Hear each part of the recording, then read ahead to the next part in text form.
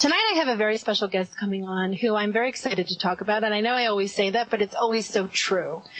Every now and then something comes across my email that stands out to me and kind of highlights itself and jumps off the page and says, you got to talk to this person. I have a very good friend of mine who's a publicist who has, been sending me guest suggestions for probably 9 years now. She was one of the original ones I started working with when I first began radio. And, I have to say, this woman, her story, the bio that she sent me was just fascinating, and I was so excited that we were able to book her, and I'm very happy that she's here, and I think you'll all agree with me. She is a driven, highly successful network TV editor and journalist. Her name is Cate Montana. She was raised in a man's world to be just one of the guys. While on assignment, a chance encounter with a shaman sets her on a path of unearthing the illusive power of the feminine.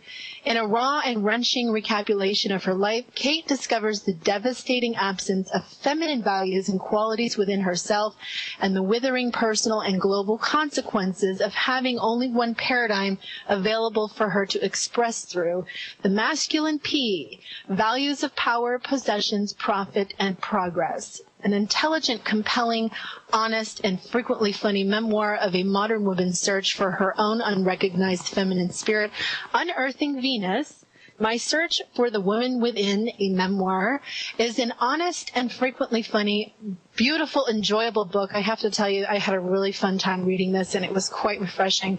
And the reason I asked to have her come on tonight was because, so often I sit on the air and I talk about the divine male and the divine feminine energies merging together to create the cosmic child, that innocent, pure, imaginative type of level of mind that we're all capable of doing. And her story from coming from such a powerful global mass kind of, platform where people really just have access to her in venues that the mainstream culture really is just so used to, for her to step forward and to share her story and to really see what was lacking in that platform was quite fascinating. And I'm really excited to talk to her about that, to see what her journey, through that was, and to share it with all of you. The feminine consciousness, I feel very strongly, is returning. We're going back to our roots, especially America, as we go through this big change. We see all of these problems on the platform, the global platform, the home platform, really the country that we're going through. We're all going through together. And we realize, I believe we are truly realizing that what's missing in this paradigm here in the United States and also globally is a strong connection to the feminine principle and understanding what that means, because so many of us have grown up without it. We don't even know what's missing. If we don't know it, we don't know what's missing. So tonight we're going to talk about her story. She's going to share some valuable information and thoughts on this process, and really what really stands out when we talk to people who have experiences is that experience, is the story of coming from this to that. And oftentimes when I bring guests on the show, it is that story, that point A to point B, that grand transformation from going from one type of life to another, that really makes me want to bring them on the air and share that with all of you. So Cate Montana, welcome, and thank you for being here. Hi, Hillary. It's Cate. Oh, hi, Cate. Oh, good. I was hoping we would get you back. Me too. I tuned into the show and I was like, can she hear me? No. Well, welcome. And, that's live radio for you. Sometimes it works and sometimes it doesn't. So we just move on. Absolutely. I've been in live radio, been in live TV, and it's a good adrenaline rush sometimes. Well, you sit patiently hoping, right? Well, welcome. And I hope you heard the introduction, because I was talking about with everybody who's joined us, what an extraordinary gift you have given the planet, really, with this story and this book, Unearthing Venus, My Search for the Woman Within. And I am so excited to talk to you about where you come from, the massive platform, public platform that you came from, working with ESPN and ABC and NBC and CNN and all of these really effective, with multi-million people watching you, how it is to go from that to really embracing the fact that that is missing the feminine principle. So where do we start? I mean, how did this all begin for you, really? Well, I did miss your intro, but I gather that people are aware that I had a background in television and then communications. And I was working as a journalist for the National Native American paper Indian Country Today, and I was writing an article and doing an interview. And in the interview, this gentleman was telling the story about an Amazonian tribe, the Chuara tribe, in the Brazilian rainforest. And he was talking about their culture, the gender orientation, and how balanced their society was. The men did kind of guide jobs. They hunted and fished and cut down trees to make canoes and huts, and the women did women things, took care of the children and did all the domestic things. And both sexes were equally represented on tribal council. But there was one job, he said, that the women and only the women could do, and the very survival of the tribe depended upon the women doing this one job. And of course, I'm sitting there in the middle of the interview, and my mind clicks to, yeah, we have babies, and and I said that. And I said that to him, and he laughed, and he went, no, he said, you've got to understand, unlike in the West, these people really have a grasp of sexual psychology. They understand that the masculine tendency in life is to express through doing and endless doing, and that the masculine as a characteristic is represented by a very aggressive driving force that is task-oriented, goal-oriented, and that the men, he said, they would hunt until there was nothing left to kill. They would fish until there was nothing in the rivers. They would cut down the trees until there was nothing left to cut. And he said, the women, on the other hand, are in their bodies. They are aligned with the life force. They are aligned intuitively with the needs of the community. And they're in balance with the environment. He said, so the men understanding their nature and understanding the feminine nature depend on the women to tell them when to stop. And when I heard that, Hillary, it blew my mind. I couldn't wrap my head around the idea of women telling men to do, socially as a cultural thing, telling men to do anything. Let alone stop in politics or government or in any industry, really. Corporatocracy, in profiteering, you name it. And I was so shocked. And then the second thing that hit me, when I hung up the phone and I wrote the article, and that story would not leave me. And because I realized at that point that I had been raised as a liberated woman to be liberated in a masculine role, and my whole life had been spent hunting and fishing and cutting down the trees, just like the guys. Well, that's interesting. That's very, because you know what, Cate? I think a lot of people can relate to that. Everybody listening right now, if you've ever had some kind of event happen in your life where you realized you were liberated to be a man. Basically, whether it's in research or writing books or whatever, you're exactly right with that. That's right on. It blew my mind, Hillary, because I'd never seen this. I was so self-congratulatory that, patting myself on my own back about how liberated I was. I turned my back and ignored the entire feminist movement because, well, why do I need feminism? I'm so bloody liberated, I don't even need feminism. But it had never occurred to me that I was liberated to work in a world, in a culture where I'd been raised in masculine schools that had been in educational systems that had been developed by men, following ideals and philosophies that had been developed by men, to go into a marketplace that had been developed by men, to support men's ideals of profit and power and possessions. It never crossed my mind. I was just so jazzed to be on the playing field with the guys. I was like, yeah, we're going to go toe-to-toe, and I'm going to prove myself in the world. And I was so busy doing that. Yet at the same time, there was this incredible sense of something missing at the same time. And I didn't have a clue what it was. Until what? Until what was the changing moment for you that made you realize what that element was exactly? Well, Actually, it's a two-prong answer. It was a two-stage thing. It was early in my 30s.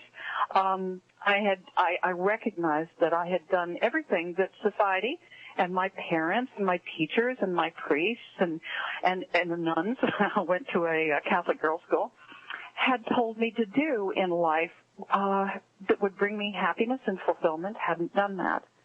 I'd gotten a good education. I'd kept my nose clean. I'd studied hard. I'd gone out into the world. I'd created a career, an incredible career in network television as a sports engineer. And I married the right guy from my same socioeconomic bracket. The only thing I didn't do was get pregnant and have a baby. And I already knew that wasn't the answer. And so at about age 30, between 30 to 32, I took my first pause. I actually did stop, and I got myself out of the rat race because it hadn't brought me satisfaction. And I was like, well, what the hell? What am I going to do here? If all of these things that I was told would guarantee my happiness and fulfillment in life, and they haven't, and I'm left with this void, well, where else can I turn? Well, the only place to turn was within. And so in my early 30s, I started on the quote-unquote spiritual path, looking for a different kind of an answer. And what I only understood in retrospect was that I totally turned my back on my Christian religion because it had never given me the kind of answers or satisfaction that I thought that was logical or made any sort of sense to me. And so I fell into New Age practices. I learned how to meditate, and so that was the first stage. But only in retrospect now, Hillary, do I realize that so much of what I gained in my spiritual work was also wrapped up in this really subtle masculine modeling. And it was all about striving for enlightenment. A lot of us know that feeling. We can all relate to that somehow. We can all relate to that. But, by God, I was going to, just like I was going to compete in network television, by God, I was going to compete with myself in the spiritual arena. So, I drove myself mercilessly in my spiritual practices and as I say, all very goal-oriented. And it was all about getting out there, out of my body and out there to God somewhere. And even though I knew intellectually that, God is all things, God is the earth as well, it's spirit made manifest. Yes, I had that nice intellectual understanding, and I could nod and say, yes, spirit is in all things. But then I would always, the striving was always to go outside of myself, and certainly outside of my body. And I didn't know that I had this incredibly innate, enculturated bias against the body.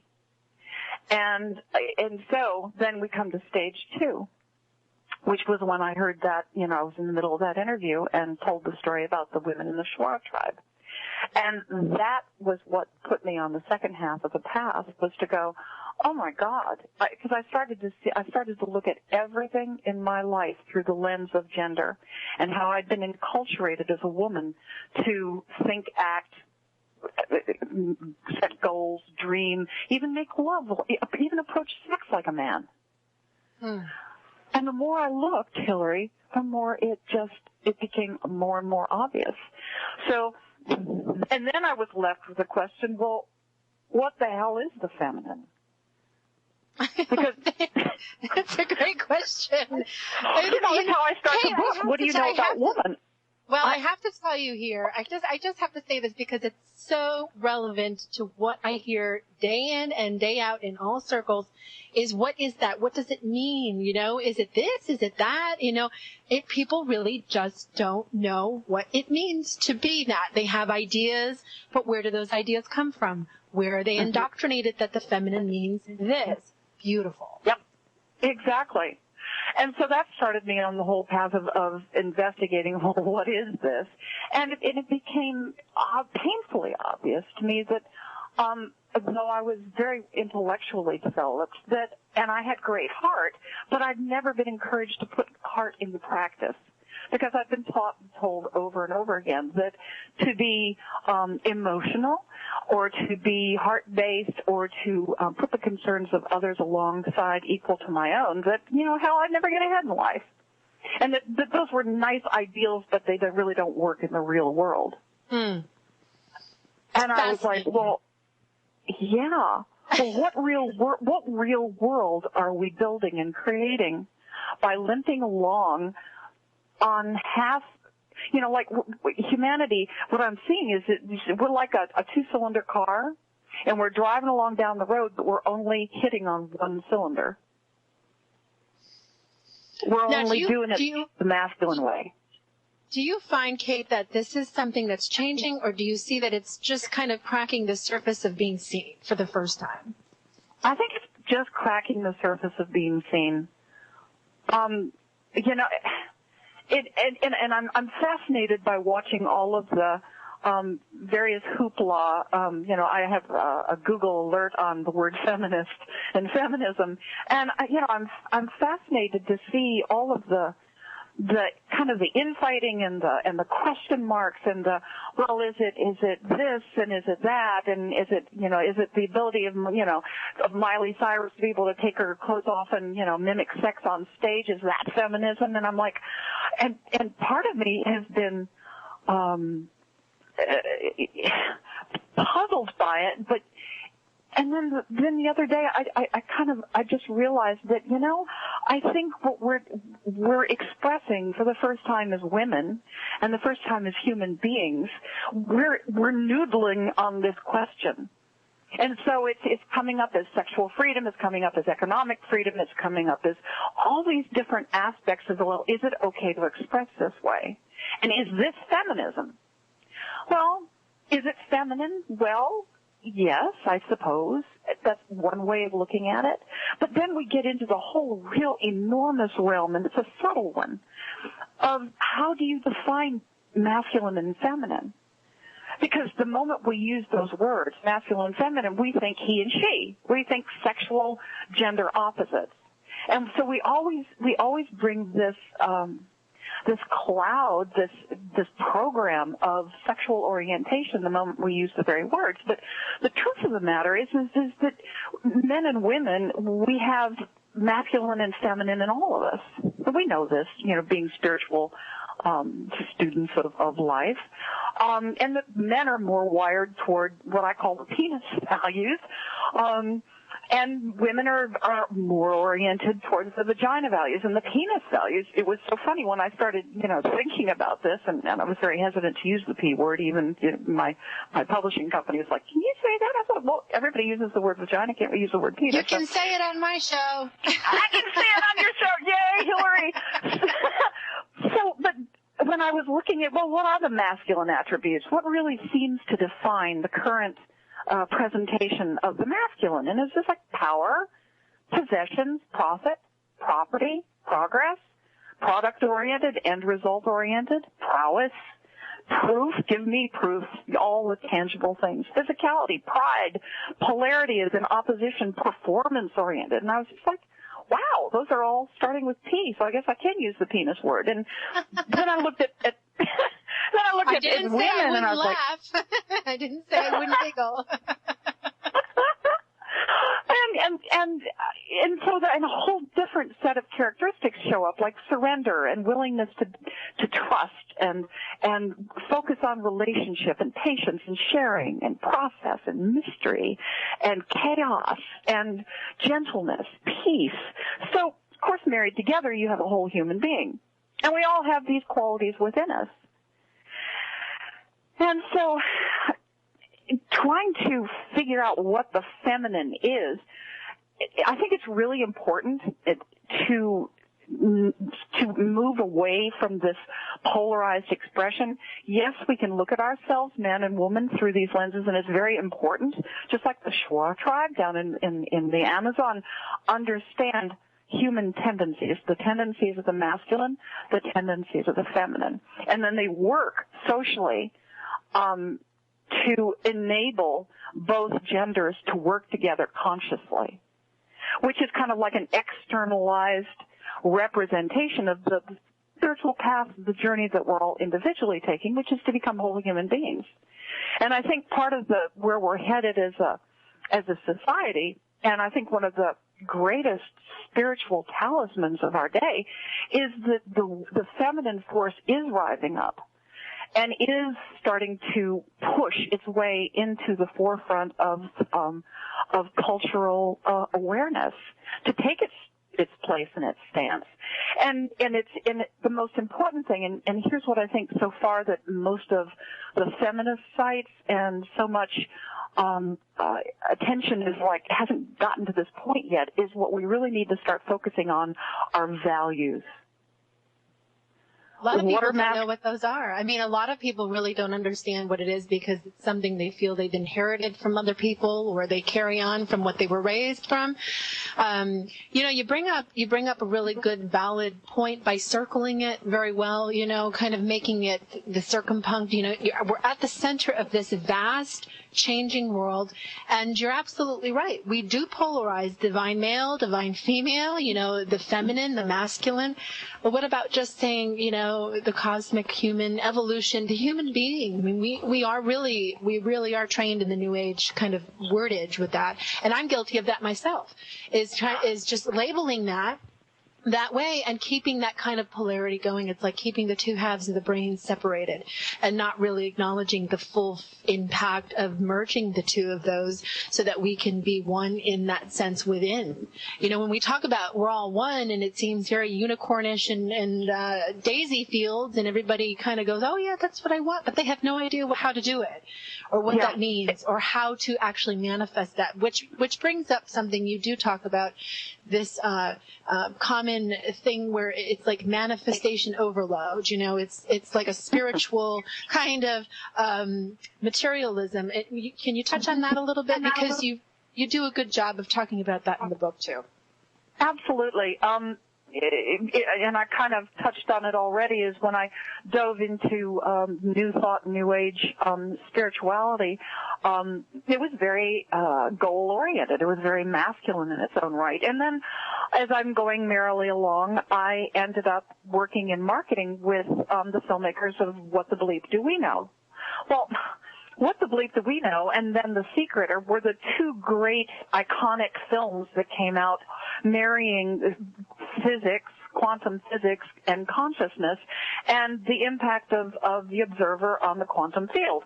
So all of a sudden we've got, oh my God, my intent, my focus, we've leapfrogged way beyond positive thinking and gone to, vision boards and making lists and manifesting and keeping our minds straight and all of this is very masculinized intellectualism of spirituality and very goal oriented. It's all about manifesting what you want, and the more you can manifest and the better you are at it, the more spiritual you are.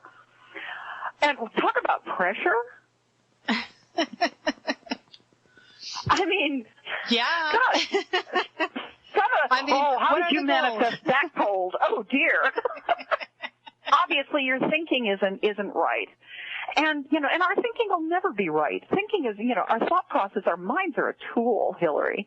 And used properly, it's just kind of like a hammer. You can build a house with a hammer or you can hit somebody in the head and kill them with it. We've got to manage the tool of the mind, a little bit better. And I think the way we do that is by introducing the heart.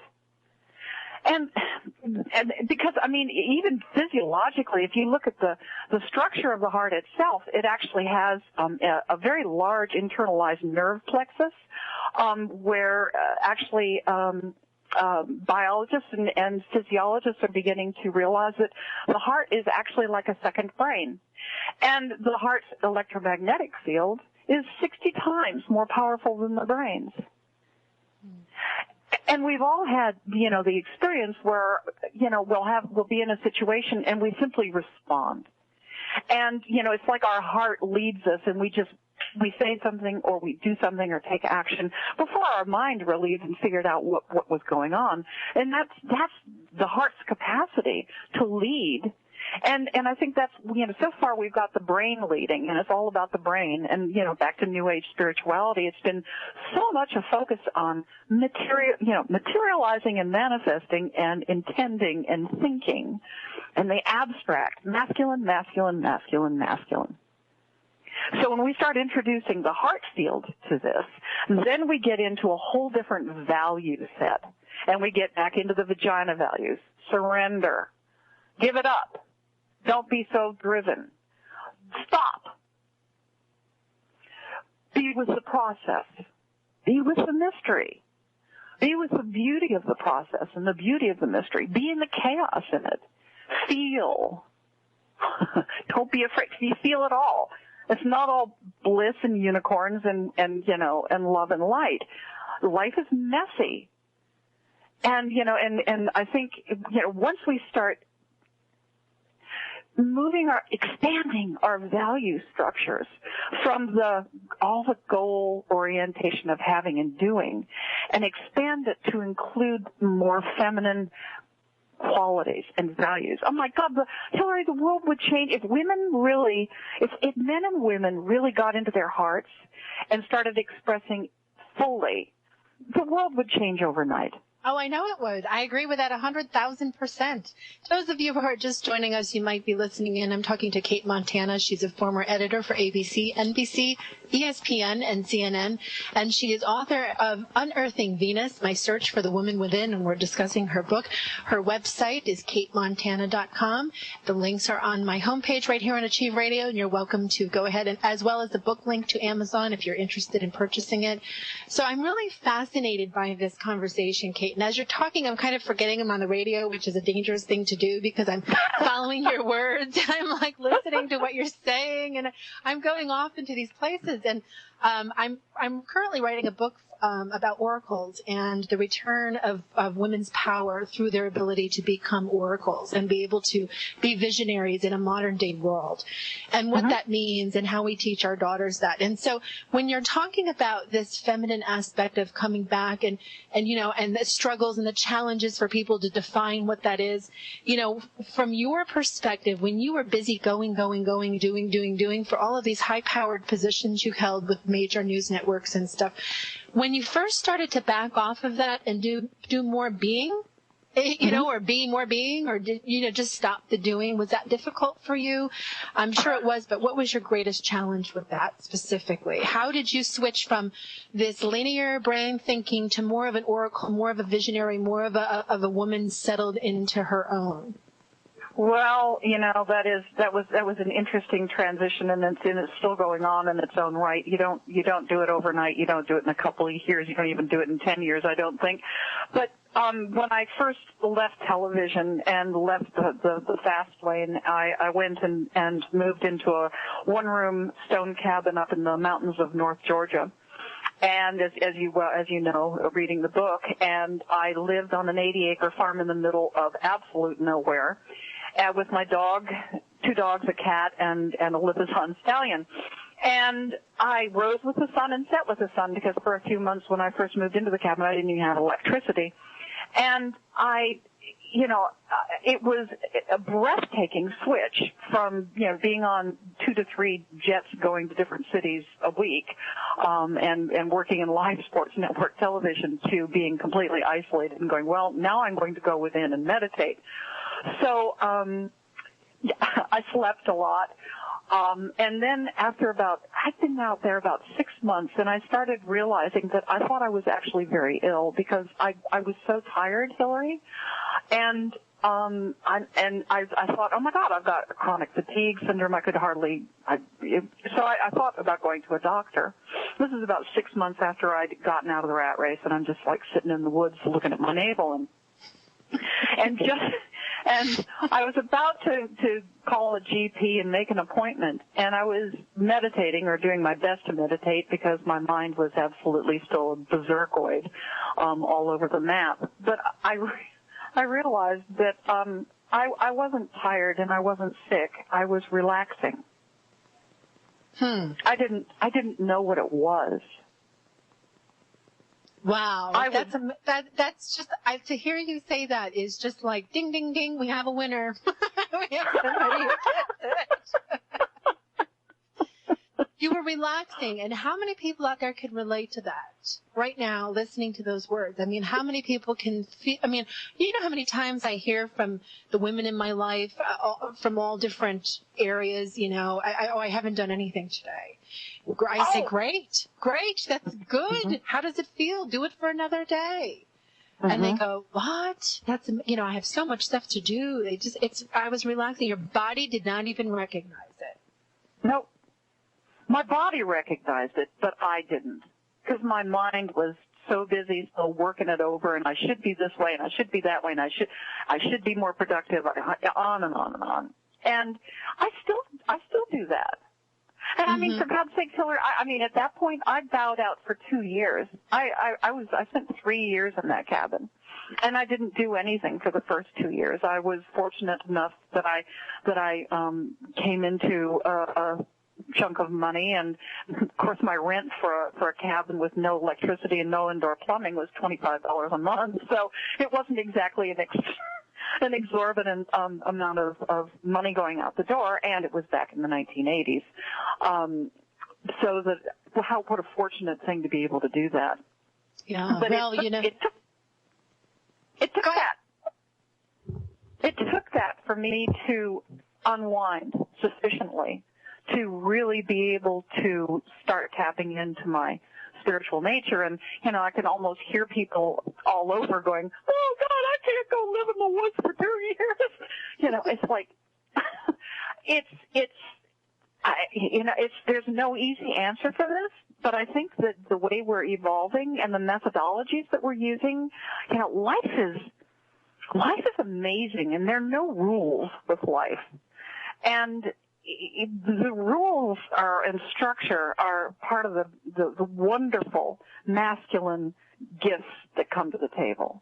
But the other side of the coin that we're still learning and struggling to embrace is this wild, chaotic thing called life that evolves. It has its own intelligence.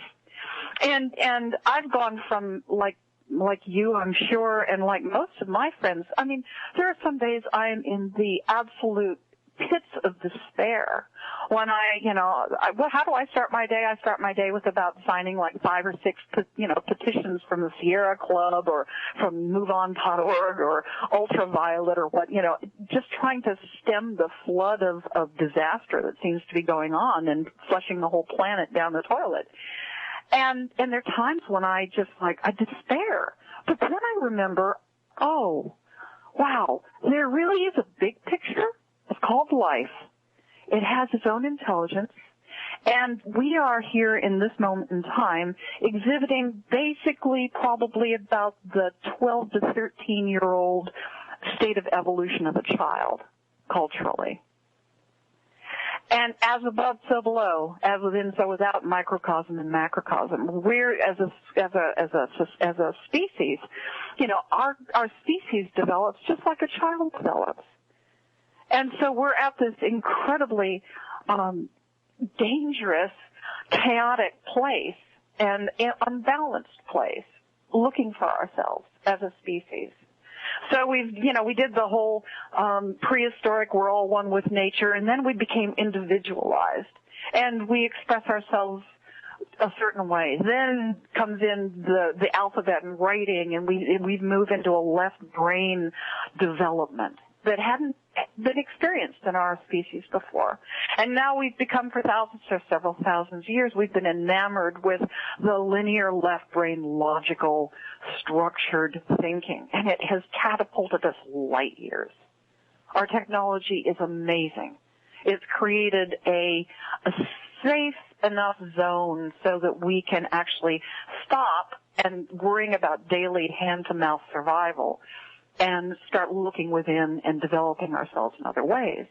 Now, the trick that I'm watching happen is that, and I hate to do the whole powers that be scenario, but there seems to definitely be the whole agenda by those who do like the hierarchy of structure and being the top dogs, or the 1/2 of the 1% of the world's population, being in control of the money system and making and making everything difficult and survival based around money is perpetuating the state of fight or flight within us.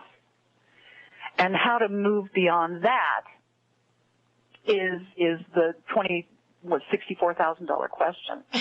and I truly, Hillary, it's like, I think we all know that the answer to all of our woes is a transformation in consciousness.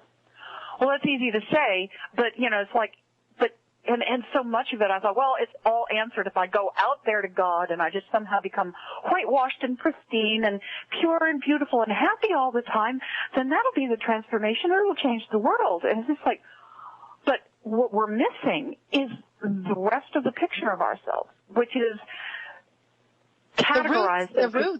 The roots into the earth, the mud, where the dirt is, and the dark. Yeah. The dark. Exactly. We don't want to see the chaos and the pain and the hurt and the confusion and all the mess inside us. And until we do, and that's the feminine realm. If we want to keep drawing these qualitative lines in the sand, the feminine is this amazing, chaotic. It doesn't depend on logic and linear and structured thinking. It is this gestalt that can be absolutely wild. It allows it all. And that's terrifying to a species that wants to be controlled all the time, so it can be safe. Yeah, really, they want to be controlled. They like it. It's an element in our conditioning that the control is a way to keep us sustained. Mm-hmm. And that's not true. And what you said in the beginning of the show, which really struck me too, is that the masculine principle of doing will just keep going and going until there's no more trees. It will keep going and going until there's no more resources. It will keep going and going and going because nobody's there to say enough. Uh-huh. And that's that's the women that do that in that tribe that you live with. Cate, exactly. How was all of this transition and change in your life on your personal relationships? Are you willing to share some of that experience with us? It's interesting. Ever since I finished the book, let's just say when I finished the first couple of passes on the book, was in the end of 2010, early 2011. And I have been out of a personal relationship since early 2008, and on a journey, as you know, to South America, working with shamans in the Amazon, and going to India, and the consecration of a divine feminine temple and lingam in India, and experiencing all these things. And then I wrote the book, and where I ended the book was where the rest of my life has kind of taken. You know how you write your own way, you write your own passage, you write your own path? Well, I ended the book going, wow, what would it be like to trust life in the body? Because I'd done the whole spiritual thing about being out there, and I'd done the whole material thing of just about, working and striving and making it mass to mass. So I'd done the kind of like the two polarizations of human expression, the struggle and the physical survival, and then the whole spiritual striving. And I was like, wait, what if I married the two? I got into my body. I stopped trying to get out of my body. I started feeling myself and not being afraid to feel everything that I feel, and not trying to feel happy and positive all the time. Which is a bunch of malarkey. None of us are happy all the time. Life is based on polarity. Life is, if you look at it like a sine wave function. You know what a sine wave is? A sine wave? No. I mean, okay. I could guess. Sure. It's peaks and valleys. Yeah, it's a curving, goes up to a peak and then comes down to a valley. And, our whole physical reality, our whole universe is based on polarity. Less than a second after the Big Bang occurred, we had positive and negative. We had electrons and positrons. So the whole fabric of our universe is based in this dynamic, and we go through it ourselves, day to day, moment to moment. And so this journey I am actually getting to answer your question.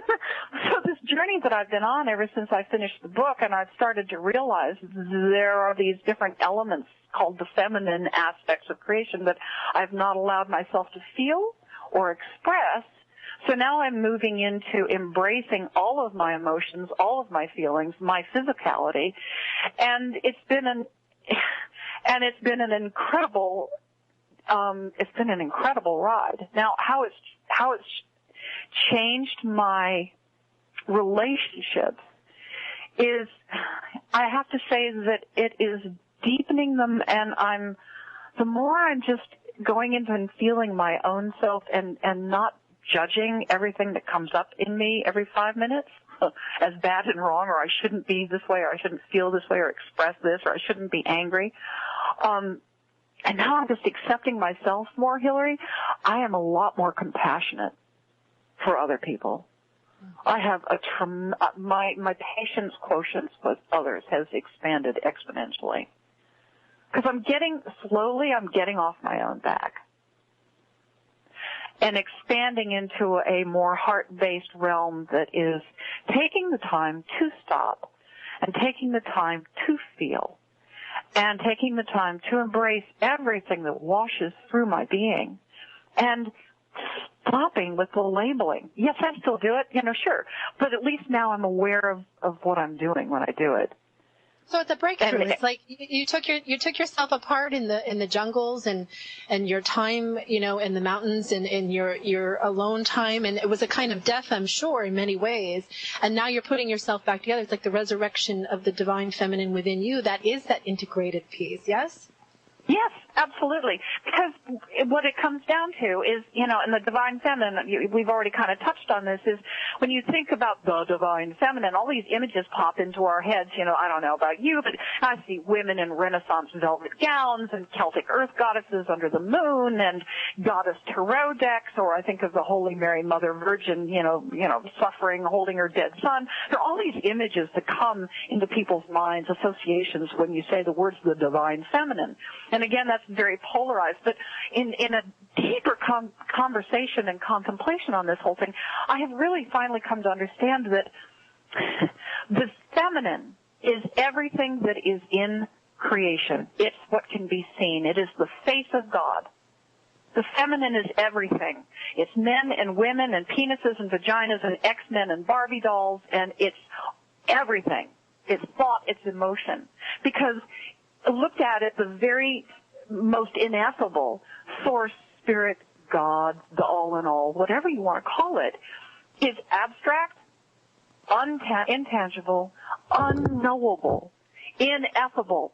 It can't be touched, seen, understood, or explained. So then we have the other side of the coin of life, of God, which is that which is seen, the spirit made flesh. And I paid, oh God, I can't tell you, Hillary, how I paid lip service to this whole concept of flesh is God made flesh. And I just nodded my head and went, yeah, lip service only, because I really thought that the abstract and the intangible was better than the physical. I had refused to marry it because we've got this incredible religious, whitewashed smear that's occurred in the last several thousand years from the core of the ancient Abrahamic traditions that, is all about demonizing the body. The body is the great barricade to God. Well, it's also the great doorway to God because it's all God. And so it's been this journey to embracing the divine feminine has been about embracing my whole humanity. I like that. Your humane humanity. We're going from humans to humane, and that's really the key, is that moving into your heart makes you compassionate. It allows you to forgive. It moves you into a different space, and so many people try to find the center of their mind, but they don't even bring that powerful force down into the heart. And the heart has I believe the heart has a larger electromagnetic field than the brain does. Somebody told me a story 60 once. times. Yeah, 60 so I times mean, we're dealing with a powerful connection to the world around us, the other electromagnetic fields that affect us, the cycles, the sun, the moon, the cosmic cycles, the earth cycles. All of this stuff affects us through the heart. And if we're not even acknowledging that we have one, boy, are we really disconnected, and we're really in trouble. So, we're kind of coming to the last 10 minutes of the show or so. So what do you see as the vision for what we are going to be moving forward as a woman who's been through this tremendous journey, who has shared it publicly, who has the experience of what that whole journey is really like? How do you feel this fits into your personal destiny of how you're going to be at this point in the world moving forward, not, in all dimensions, yourself, and also collectively with other people? I know it's a big question, but I figured it would be really wonderful to hear your thoughts on how you would navigate that. I wish I knew. I wish I knew. I mean, I find myself, I've got a wonderful friend who's a novelist, and she's always on me about not drawing conclusions, because I'll write something, I'll write a blog, and then sometimes she'll read something, and she'll go, Cate, you're trying to draw conclusions. You're trying to say that you actually know what you're doing. You're trying to say that, yes, this is how it is. And I'm like, oh, yes, you're right, Dion. I so want to know how it really is. I think that's a woman's trait. I think that's one of the women's traits. Oh, it's we need human. to know. We have to know. That brings up an interesting question that kind of pops right to the forefront of my mind, and that is how we're really reminding women too, when we share these kinds of powerful stories, to trust their intuition, to trust that voice inside of them, because how many people are stuck in jobs like you were in? And I say stuck in a respectful way, because they don't know how to get out of them necessarily, and they feel kind of like, they've been trained to be a man and released to be a man. But to trust that intuition, because naturally, growing up in the culture that we have, we're taught that is just silliness. And that listening to that voice within is absolutely a career killer. Can be a relationship. Oh, don't, just let those voices go away. Do you feel that that's part also of what you've had to really accept inside yourself? Yeah, absolutely. And I think that, I'm actually going to kind of go back to your question before this last one, is that I think it's the most critical thing that I'm doing, and that I think everybody, which would help us as a species advance the most, is to start embracing the reality that heart values, life values are critically important to start supporting and embracing as important. And standing up in our lives and making decisions, even the smallest decisions. Do I buy something that's overly plastic wrapped? Or do I buy something that, comes from the local farm? Do I support local agriculture? Do I buy organic? Simple things that we start making life supporting sustainable choices. And the more we support life and I mean, yeah, do you support, your kids, playing violent, female denigrating, video games? I mean, these choices we make every day, Hillary, are what, because we're just programmed to do it the old way. And once we move into our heart and start, what does my heart say? Does my heart want the family to watch this particular show tonight where I watch one more woman being raped and abused? Is this where my heart is best expressed? Does this touch my heart? Does this open? Or does this shut the heart down even more? And so I think those are the most important questions. That's what I'm asking myself every day, all day long, is to start making life-affirming choices for ourselves in the face of living in a society that doesn't think that heart values have any value whatsoever, that's actually, that they have no place in the quote-unquote real world, which is back to what real world are we creating? We have to start standing up for decisions and choices in life that expand us individually and our family and our community. And so that's the direction I'm responsible for myself in that way. And all I can do is follow my heart the best I can. And everything else really, life supports us, Hillary. It really does. When we start to trust life. that. Yeah, and it's trust. It's about trust. Trust is another feminine. It's not even a male or female aspect. It's a unisex aspect, because the trust goes across the board in every little niche and nook and cranny of our being, and we have to learn to trust ourselves and others, and be in relation with trust. I think I trust you is almost more important than I love you, because the trust. I hear you. Yeah, it kind of cracks the code. It breaks down the barriers, the cultural barriers that we've put up, the conditional barriers that we've established, and any kind of pain or abuse or anything that we've experienced in our life. We have to kind of crack that shell and allow life to come back in, because we have already made an agreement on some level that we're shut off to that. So people really need to understand that unearthing means letting go and coming out of the shell, right? It's Unearthing Venus. I love the title of your name, by the way. And the goddess plays a part in your journey as well. And, the yin and the yang and Gaia, and moving into the wise woman. I mean, the chapters, I love the title of your chapters, by the way. So when you move into the wise woman, what does it mean for women to come into their own as wise women? That's my last question for you tonight. I think it's my felt sense. Yeah, I started with thinking. My felt sense is that we start trusting our heart and our intuitive processes. We start leaning on life processes. We start leaning in. No, don't lean in, girls. Lean back. Lean back and trust life. It really does take us where we want to go. And it's the scariest damn thing you can possibly do. Because we're taught it's all, the more you manipulate everything, that's the only path to safety. But it's not true. It's not true. It's not true.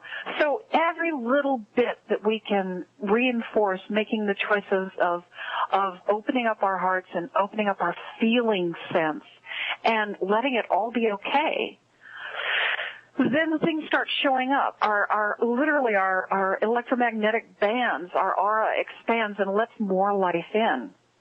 The more we let it in and the more we allow ourselves to feel, take time, put down the text, put down the iPhone, shut off the TV.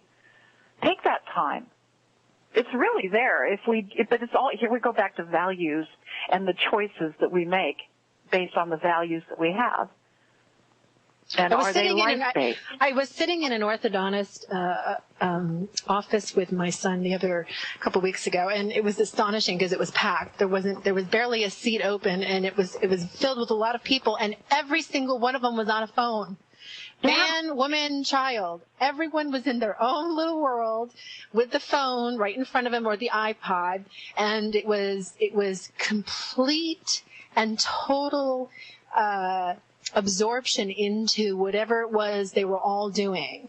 Okay. And I just watched it and I'm like, how many of us see this on a daily basis, whether we're going through an airport or we're sitting in a restaurant or in the mall or wherever we're shopping or whatever it is that we're doing, or we're in a doctor's waiting room or something, and we see people completely absorbed into this other world and completely unaware of really what's going on around them. I wonder how many people are actually even in their body now with the new technology coming into all of our, and how much more will it go from there, especially with younger generations. Absolutely. And I haven't got a clue, Hillary. I mean, part of me would like to label it as, oh, this is a terrible direction that we're going in. This is bad and wrong. This is everything that you just said. And I'm nodding in agreement as you're saying it. And yet at the same time, if I step back and look at the mystery and just allow the mystery of life and trust evolution, it's just like, okay, well, this is a phase we're going through and this too shall pass. And that's the long view, and that's not a normal. I mean, that's, we're not used to thinking like that. But when we start tuning ourselves to life processes and the seasons, and we just take those deeper breaths and we go into our own being and our own felt sense and our own heart. This when is we not start a valid expanding, menu. Oh, I think we're running out of time. We're actually in overtime. Oh, okay, we're in overtime. Thank you, Hillary, Kate. this has been so wonderful. Thank you. Thank you. Thank you so much. Cate Montana, everybody. CateMontana.com. Links are on my page. Thank you. I will be joining Matthew Hurtado in the next hour on his show, Up the Orphic Ante, and I will be doing readings if you'd like to join me there. I will be there next. Thanks, everyone. Until next week. Namaste.